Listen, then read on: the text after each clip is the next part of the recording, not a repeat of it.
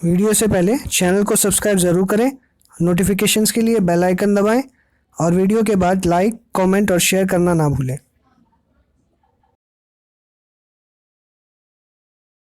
Hello दोस्तों, स्वागत है आपका stock market today and tomorrow में। चलिए मार्केट की बात करते हैं। तो जैसा हमने देखा, निफ्टी जो है आज गैप अप ओपन हुआ और उसके बाद में मार्केट कंटिन्यूसली ऊपर में रहा और लगभग अगर हम आज इसकी ओपनिंग की बात करें तो ओपन हुआ ये 9726 के लेवल पे और इसने लो बनाया 9706 का और क्लोजिंग थी 9580 की। तो अगर हम देखें इसकी जो प्रीवियस क्लोजिंग है और आज का जो ओपन है, इसके अंदर में काफ़ी बड़ा हमको जो है गैप देखने के लिए मिल रहा है और इसकी जो लो है इसके साथ भी हमको गैप देखने को मिल रहा है। लगभग 126 पॉइंट का हम लोगों को एक जो है वो गैप देखने के लिए मिल रहा है। तो हम कह सकते हैं कि गैप अप ओपनिंग हुई है।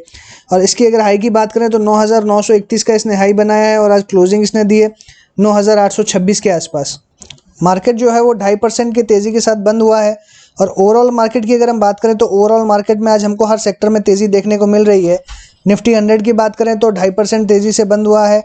200 2.5%, Nifty 500 2.5%, Nifty mid cap 3%, Nifty mid cap 100 3%, small cap 100%, 100 है जो 3.2%, मिड कैप 150 2.89%, स्मॉल कैप जो है 3.21%। तो हम लगभग कहें तो तेज़ी जो है वो हमको सब जगह देखने को मिली है। और मिड कैप स्मॉल कैप की बात करें तो यहाँ पे अच्छी खासी तेज़ी हमको देखने के लिए मिली है और हमको इनके प्राइजेस में भी देखने को मिल रहा है।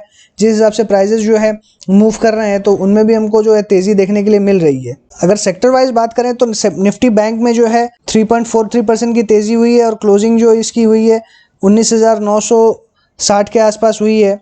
इसने ओपन की थी 19,728 पे, हाई बनाया 20,225 का, लो बनाया 19,630 का। और बाकी अगर हम बात करें ओवरऑल मार्केट की, सबसे ज़्यादा तेज़ी जो है वो हमने देखी पीएसयू बैंक्स में कि आप देख सकते हैं कि 7.6% की यहाँ पे तेज़ी देखने को मिल रही है हमें। तो इसने आज बहुत ज़्यादा तेज़ी दिखाई और उसके अगर ऑटो में भी 3% की तेज़ी देखने मिली, फाइनेंशियल सर्विसेज में 3.64 की, मीडिया की बात करें 3.52, मेटल्स की बात करें तो 3.86, प्राइवेट बैंक की बात करें 3.23, रियल्टी में 3%। तो लगभग हम कह सकते हैं कि हर सेक्टर में हमको तेज़ी देखने को मिल रही है। एफएमसीजी और आईटी उस तरह से परफॉर्म नहीं किया जिस तरह से एक्सपेक्टेड था कि जिस हिसाब से पूरा मार्केट परफॉर्म किया है उस हिसाब से करता। फार्मा में भी अगर हम देखें तो अच्छी खासी तेज़ी हमको देखने नहीं मिली। रीजन बीइंग कि बाकी सारा मार्केट जब परफॉर्म नहीं कर रहा था तब ये परफॉर्म कर रहा था, इसलिए हमको यहाँ पे ज़्यादा बाइंग देखने नहीं मिली क्योंकि ऑलरेडी इनमें बाइंग हो चुकी है। और बाकी जो मार्केट है जहाँ पे बाइंग नहीं थी या जहाँ पे हम शॉर्ट थे वहाँ हमको बाइंग देखने के लिए मिली है। तो ओवरऑल हम कह सकते हैं कि जो मार्केट का मूड था वो आज पूरा तेज़ी का था और जिस हिसाब से तेज़ी है बहुत ही ज़्यादा सस्टेनेबल तेज़ी मुझे लग रही है। बाकी जो है वो हम ऑप्शंस के ज़रिए समझेंगे कि किस तरह से मार्केट मूव कर रहा है। हालांकि मार्केट जो है वो काफ़ी अनएक्सपेक्टेड और वॉलेटाइल मूव कर रहा है, तो हमें थोड़ा सा जो है वो कॉशियस रह के अभी काम करना होगा और कहीं से भी हमको प्रॉफिट बुकिंग देखने को मिल सकती है। आज भी मार्केट ऊपर से 100 पॉइंट नीचे गिर गया था, हमने देखा कि मार्केट में प्रॉफिट बुकिंग जो है वो हावी हो गई थी। तो इसीलिए हमें मार्केट में बहुत कॉशियस रह के काम करना होगा क्योंकि अब हम एक इम्पॉर्टेंट रेजिस्टेंस जोन में है। 10,000 का जो लेवल है बहुत इंपॉर्टेंट रेजिस्टेंस जोन है, तो इसके ऊपर जाने के लिए काफ़ी हमको मेहनत करनी पड़ेगी। तो इमीडिएटली अगर मैं कहूँ कि 4 दिन की रैली के बाद में कल मार्केट ऊपर चला जाएगा, ये ऐसा मुझे कतई नहीं लग रहा है कि मार्केट कल ऊपर जाएगा। फिर भी पॉसिबिलिटीज़ जिस तरह से बनी हुई है हम उस पॉसिबिलिटीज़ को एक्सप्लोर कर सकते हैं, जो ओपन इंटरेस्ट हमें बताएगा आगे कि किस तरह से मार्केट आगे मूव करेगा। ओपन इंटरेस्ट डिस्कस करने से पहले जो मार्केट की ये चार्ट है वो हम एक बार एक्सप्लोर कर लेते हैं तो ज़्यादा अच्छा रहेगा। पहले हम अगर इसी चार्ट की बात करें तो ये एक इंपॉर्टेंट लेवल से ब्रेकआउट हुआ है इसका और यहाँ पे हम देख रहे हैं कि कैंडल बनी हुई है और यहाँ पे 126 पॉइंट का गैप अप है। तो ये एक जो गैप है मुझे ऐसा लगता है कि आने वाला टाइम में इसको फिल हो सकता है और यहाँ पे भी एक गैप हमको देखने मिल रहा है। लगभग ये दोनों गैप जो हैं वो एक तरीके के हैं। तो ये जो गैप फिलिंग है ये मुझे लगता है कि ये हो सकती है। तो अगर ये गैप फिलिंग होती है तो 9,700 का जो लेवल है वो हमको देखने के लिए मिल सकता है और ये जो गैप है 9,600 से 9,700 के बीच का है। तो मुझे लगता है कि इन लेवल्स पे आज नहीं कल एक बार हमको वापस आना पड़ेगा। हालांकि मैं पॉसिबिलिटी ये नहीं कह रहा हूँ कि कल का कल ही आएगा और या एक दिन 2 दिन में आ जाएगा, ये ऐसी पॉसिबिलिटी है। अगर यहाँ पे गैप है तो मुझे ऐसा लगता है कि ये गैप फिल ज़रूर होगा और एक बार मार्केट को नीचे आना पड़ेगा थोड़ा सा करेक्शन लेने के लिए। और जब हम ऑलरेडी लगभग 800-900 पॉइंट की रैली जो है वो देख चुके हैं तो मुझे लगता है कि थोड़ा सा मार्केट को एक बार करेक्शन दिखानी होगी, अपना बेस बनाना होगा और फिर वो अपना जो वे फॉरवर्ड है वो तय करेगा या नेक्स्ट जो मूवमेंट है उसकी वो तय करेगी।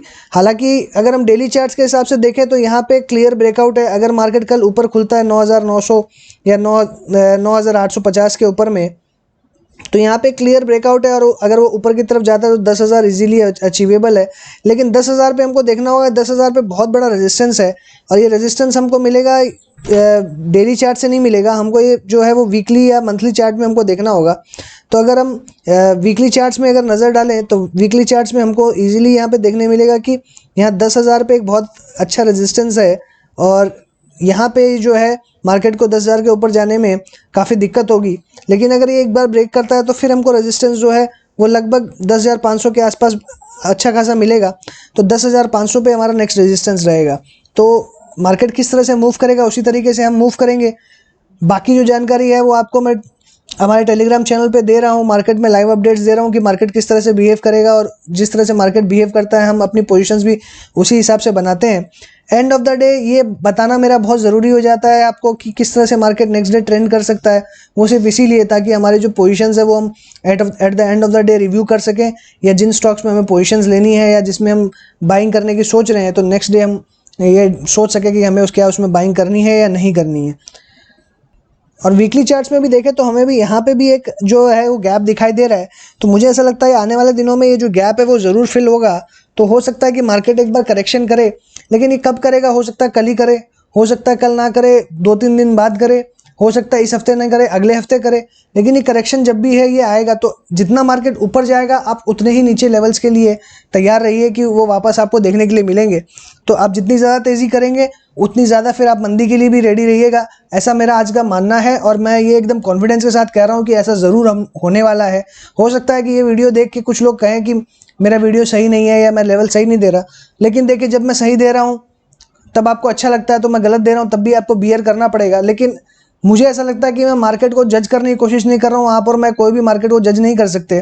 तो सिंपली ये हमारा यहाँ पे एक ही डिस्कशन पॉइंट ऑफ एजेंडा एक ही है कि मार्केट के ट्रेंड को समझना, टेक्निकली एनालाइज करना, उससे रिजल्ट्स निकालना, वो सही या गलत मार्केट खुलने के बाद ही पता चलते हैं। मैं बहुत सारे कॉल्स या बहुत सारे स्क्रिप्ट्स अपने वीडियोज़ में डालता हूँ या देता हूँ या रिकमेंड करता हूँ या डिस्कस करता हूँ, तो वो कतई भी ऐसा नहीं है कि वो कल के कल चल जाएंगे। हो सकता है कल 2 दिन बाद चले, कल चले, हफ्ते भर बाद चले, वो भी हो सकता है। लेकिन जो लेवल्स मैं देता हूँ वो लेवल्स बहुत इंपॉर्टेंट है।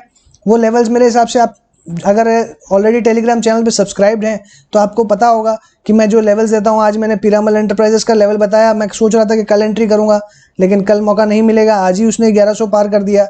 मेरे रिकमेंडेशन के बाद में या डिस्कशन के बाद में वो लगभग 5-6% और बढ़ गया। तो अब इस चीज़ का अंदाज़ा हम नहीं लगा सकते कि नेक्स्ट डे क्या होगा या परसों क्या होगा। हम सिर्फ एक आइडिया फॉर्म कर सकते हैं और उसके बेसिस पे हम जजमेंट ले सकते हैं और सारा डिस्कशन सिर्फ उसी के लिए है। चलिए बात करते हैं ओपन इंटरेस्ट की। तो ओपन इंटरेस्ट की अगर बात करें, हमारा जो आज का लेवल था वो गैप अप ओपन हुआ।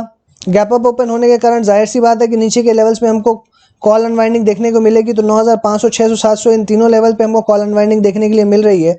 और अगर 9,800 की बात करें तो यहाँ पे भी मेजर हमको कोई कॉल राइटिंग देखने नहीं मिली। और ऊपर की बात करें 9,800 के लेवल की, तो हमें यहाँ पे अच्छी कॉल राइटिंग देखने के लिए मिल रही है। हालांकि ये बहुत ज़्यादा मेजर नहीं है, क्योंकि मैं अगर कंपेयर करूँ पुट राइटिंग के साथ में, तो पुट राइटिंग में हमको 9,600, 9,700 इन दोनों पे यहाँ पे मोर देन 1.5 मिलियन हमको यहाँ पे देखने के लिए मिल रही है। 15 लाख ओपन इंटरेस्ट जो है वो एडिशन हुआ है और 9,800 पे 10 लाख से ऊपर का ओपन इंटरेस्ट जो है वो एडिशन हुआ है।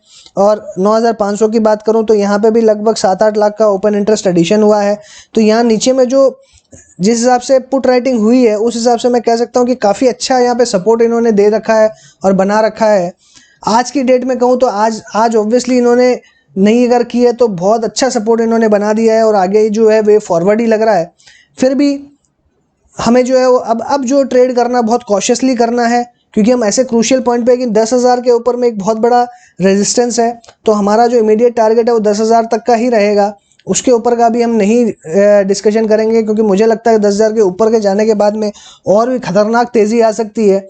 लेकिन फिर भी 10,000 पे मुझे लगता है कि वहाँ 10,000 का लेवल अभी नहीं टूटना चाहिए और वहाँ से हमको अच्छी खासी प्रॉफिट बुकिंग देखने मिलेगी। और ऑलरेडी मार्केट 4 दिन रैली कर चुका है, तो एक बार उसको ब्रीदर ज़रूर लेना पड़ेगा। तो बाकी अब हम डिस्कशन जो करेंगे या लेवल्स की बात करेंगे तो जो हमारा क्यूमुलेटिव ओपन इंटरेस्ट है उसको देख के हम बात करेंगे। क्यूमुलेटिव ओपन इंटरेस्ट की बात करें तो हमारी जो क्लोजिंग है वो 9,800 के आसपास हुई है। तो यहाँ पे अगर हम देखें तो कॉल और पुट जो है वो बराबर है, नीचे इसके जो है वो पुट हावी है और ऊपर में कॉल हावी है। तो 10,000 के लेवल पे आप देख सकते हैं कि लगभग 20,000 का ओपन इंटरेस्ट बना हुआ है और 9,900 पे अराउंड 12 लाख का ओपन इंटरेस्ट बना हुआ है। नीचे की अगर बात करें तो नीचे के हर लेवल पे आप 9,700 9,700 600 500 400 300 200 9,000 तक अगर आप देखें कि बहुत ज़बरदस्त जो है वो पुट राइटिंग हुई है। तो इसका एकदम क्लियर इंडिकेशन है कि इन लेवल्स पे जो है बहुत अच्छा सपोर्ट बन चुका है और मार्केट जो है वो एक अप ट्रेंड में चल रहा है और बहुत स्ट्रॉन्ग अप ट्रेंड हमको देखने के लिए मिल रहा है। तो इमीडिएटली अगर नीचे की तरफ भी मार्केट जाता है तो नीचे 9,700 में अच्छा खासा इसको सपोर्ट मिलेगा। तो मुझे लगता नहीं कि 9,700 के नीचे मार्केट अभी हालांकि ये भी तुरंत फिसलेगा, इसलिए हमें अभी जो है वो मुझे लगता है कि नेक्स्ट कुछ दिन या इस वीक में मुझे लगता है कि 10,000 और 9,800 इसके बीच में हो सकता है कि मार्केट ट्रेड करे या 9,700 से 10,000 के बीच में ट्रेड करे। तो 9,700 से 10,000 की हमारी रेंज रहेगी। 10,000 पे मुझे ऐसा लगता है कि अगर अब मार्केट कल 10,000 अगर जाता है तो हमको रेजिस्टेंस फेस करना पड़ेगा और प्रॉफिट बुकिंग देखने मिलेगी, और 9,700 आता है तो यहाँ पे बाइंग होगी। तो मुझे ऐसा लगता है कि 9,700 के आसपास ही हमको बाइंग करनी चाहिए, या 9,600 भी जाता है तो भी हमको बाइंग करनी चाहिए। तो 9,600 से 700 बाइंग का जो जोन है वो रहेगा, और 10,000 का जो जोन है वो मुझे लगता है कि सेलिंग का रहेगा या प्रॉफिट बुकिंग का रहेगा। तो इन दो लेवल्स पे अभी हमको ट्रेड करना है या देखना है मार्केट किस तरह से मूव करता है। तो इस सिचुएशन में सबसे अच्छी जो स्ट्रेटजी रहेगी वो ये है कि एकदम हम जो स्टॉक सिलेक्शन हमारा हो बहुत अप्रोप्रिएट हो और बहुत सिलेक्टेड स्टॉक्स में हम काम करें। हर स्टॉक्स में जिसमें मोमेंटम आ रहा हो, कोई ज़रूरी नहीं है कि वो कंटिन्यू रहेगा। तो हमें ऐसे स्टॉक्स में ट्रेड करना जो फंडामेंटली स्ट्रांग हो और जो अगर हम मार्केट गिर भी जाता है तो बहुत ज़्यादा इम्पैक्ट हमको देखने ना मिले। इसलिए हमें अच्छे स्टॉक्स में ट्रेड करना है और स्टॉक सिलेक्शन पे ध्यान देना है। अगर FII-DIIs के डेटा की हम बात करें तो जो बाई वैल्यू हम देख पा रहे हैं FIIs की 7,000 करोड़ की और सेल वैल्यू 5,440 करोड़ की है। नेट में 1,575 करोड़ की इन्होंने बाइंग करी है। और DII की बात करें तो बाई वैल्यू आ रही है 4,890 और सेल वैल्यू आ रही है 5,350 की। तो नेट में 460 करोड़ की इन्होंने सेलिंग करी है। तो अब जिस तरह से इनका ट्रेंड वापस बाइंग का बन गया है और इनका सेलिंग का बन गया है, तो अब जब है ये मुझे ऐसा लगता है कि अब सिंक में आ गए हैं और नॉर्मलाइज मुझे लगता है कि ट्रांजैक्शंस जो है वो शुरू हो गए हैं, क्योंकि जब भी मार्केट अपसाइड जाती है तो DIIs जो है वो सेलिंग करते हैं और FIIs बाइंग करते हैं। तो मुझे ऐसा लग रहा है कि अब जैसे जैसे मार्केट ऊपर जाएगा तो DIIs अपना प्रॉफिट बुक करेंगे, और जब वापस नीचे आएगा तो DIIs अपनी बाई करेंगे और FIIs भी अपनी सेलिंग जो है वो जो जिनमें उनका प्रॉफिट आ रहा होगा या जिनमें उनकी पोजीशंस होगी वो खाली करेंगे। तो मुझे लगता है अब ये इस तरीके से कुछ दिन चलेगा और हमारा जो रेंज है 9,700 से 10,000 का, यहाँ पे हमको कुछ कंसोलिडेशन देखने को मिल सकता है। ऑलरेडी 4-5 दिन जो मार्केट है वो काफ़ी चल चुका है। तो मुझे लगता है कि यहाँ पे मुझे ऐसा लग रहा है कि अब कंसोलिडेशन फेज हमको देखने मिलेगा, साइडवेज मूवमेंट देखने मिलेगी एंड बहुत स्टॉक स्पेसिफिक बाइंग जो है वो भी देखने के लिए मिलेगी। अगर FIIs के फ्यूचर ऑप्शन डेटा की हम बात करें तो आप देख सकते हैं इंडेक्स फ्यूचर्स में 5,300 करोड़ की बाइंग करी है, 5,940 करोड़ की सेलिंग करी है। नेट में यहाँ पे लगभग 635 करोड़ की इन्होंने सेलिंग करी है। और इंडेक्स ऑप्शन की बात करें 1,36,229 करोड़ की इन्होंने बाइंग करी है, 1,36,024 करोड़ की इन्होंने सेलिंग करी है। तो नेट में यहाँ पे 200 करोड़ की बाइंग करी है। स्टॉक फ्यूचर्स की अगर बात करें 21,483 करोड़ की बाइंग करी है, 20,000 करोड़ की इन्होंने सेलिंग करी है। तो नेट में इन्होंने 1,380 करोड़ की बाइंग करी है। और स्टॉक ऑप्शंस की बात करें 2,763 की इन्होंने बाइंग करी है, 2,827 की इन्होंने सेलिंग करी है। तो नेट में यहाँ 50-60 करोड़ की बाइंग सेलिंग करी है। तो ये जो मेजर ट्रेंड है यहाँ पे मुझे बाइंग का दिख रहा है कि इन्होंने नेट में बाइंग करी है। और मेनली स्टॉक फ्यूचर्स में अगर इन्होंने लॉन्ग किया है तो अगर स्टॉक फ्यूचर्स अगर ये लॉन्ग करते हैं तो ऑटोमेटिकली जो मार्केट है वो ऊपर की तरफ जाना चाहिए।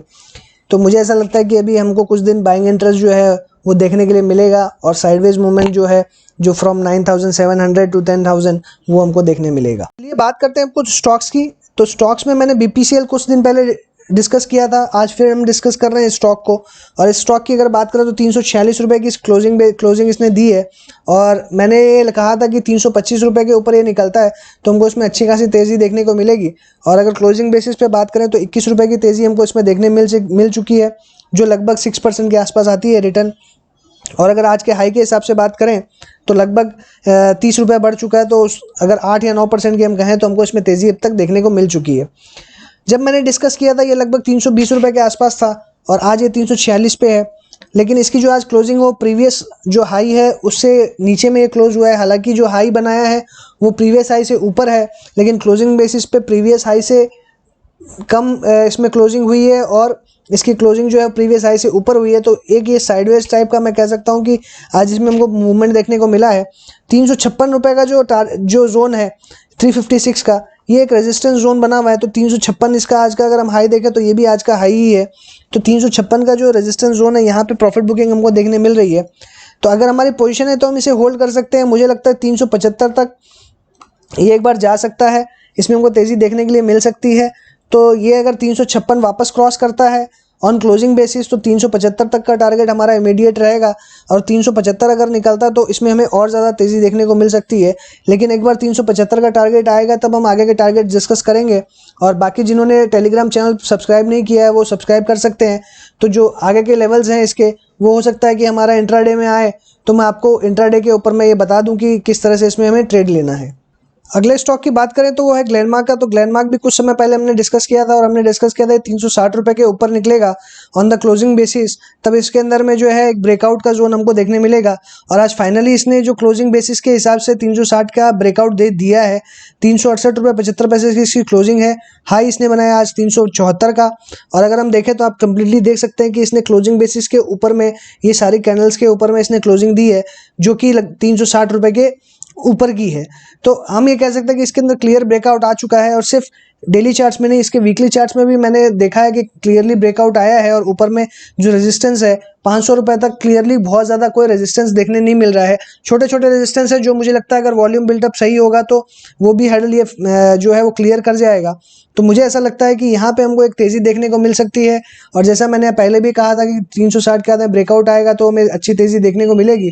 तो अगर कल इसे फॉलो थ्रू मिलता है, जो कि मुझे लगता है कि अगर मार्केट फ्लैट रहता है और आज फार्मा ने अंडर परफॉर्म करने के बावजूद इसने ब्रेकआउट दिया है, तो इसमें जो तेज़ी है वो मुझे लगता है कि कंटिन्यू रह सकती है। और ऊपर के जो टारगेट है, सबसे पहला टारगेट जो 385 रुपये का है वो हमको देखने मिलेगा। 385 रुपये के बाद में 400 का जो टारगेट है, यहाँ पे थोड़ा रेजिस्टेंस है ड्यू टू ओपन पोजीशन की जो बिल्डअप है। कॉल राइटिंग जो है वो 400 रुपये पे ज़्यादा हुई है। तो मुझे लगता है 385 और 400 का टारगेट हमारा पहला टारगेट और दूसरा टारगेट रहेगा। तो पहले हम इसे जो है अगर हमने नीचे लिया है तो इसे होल्ड करके हम पहले ये दो टारगेट्स के लिए ट्राई कर सकते हैं। और इसका स्टॉप लॉस जो है करंटली रहेगा, स्टॉप लॉस इसका क्लियरली जो है वो 360 रुपये का रहेगा, या मैं कहूँ तो 355 का रहेगा। अगर ये क्लोजिंग बेसिस पे 360 के नीचे अगर क्लोज होता तो ये फिर वापस बेयरिश हो सकता है।